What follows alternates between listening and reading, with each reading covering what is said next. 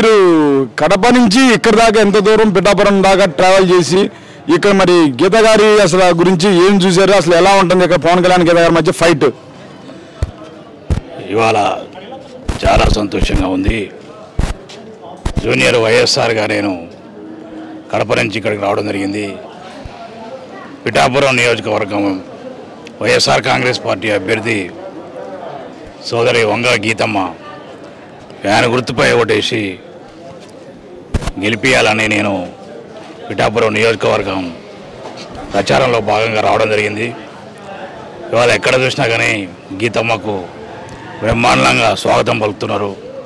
మళ్ళీ మా గీతమ్మ మాకు గెలిపించుకుంటాం. మేము ఖచ్చితంగా గీతమ్మను భారీ మెజార్టీతో 50,000 మెజార్టీతో మేము గెలిపించుకుంటామని ఎక్కడ పోయినా కానీ నియోజకవర్గ ప్రజలందరూ కూడా బ్రహ్మరథం స్వాగతం పలుకుతున్నారు. జగన్మోహన్ రెడ్డి పథకాలు, సంక్షేమ అభివృద్ధి పథకాలు మాకు నచ్చినాయి. మళ్ళీ జగన్మోహన్ రెడ్డి ముఖ్యమంత్రి చేసుకుంటాం. అట్లయితేనే మళ్ళీ మాకు మంచి రోజులు పేదలకు బాగుంటుందని ప్రజలు కూడా మంచి స్పందన చేశారు.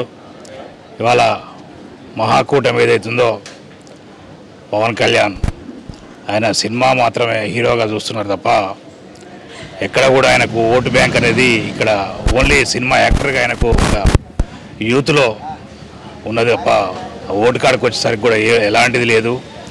ఎందుకంటే పిఠాపురం నియోజకవర్గ ప్రజలు ఆలోచిస్తారు, పవన్ కళ్యాణ్ గెలిస్తే ఆయన ఇక్కడ ఉండడు, ఎక్కడో షూటింగ్లు ఉంటాడు, ఎక్కడో ఉంటాడు, ఇక్కడ అభివృద్ధి జరగదు. మళ్ళీ లోకల్ స్థానికురాలు మా గీతమ్మని గెలిపించుకుంటే అందుబాటులో ఉంటుంది.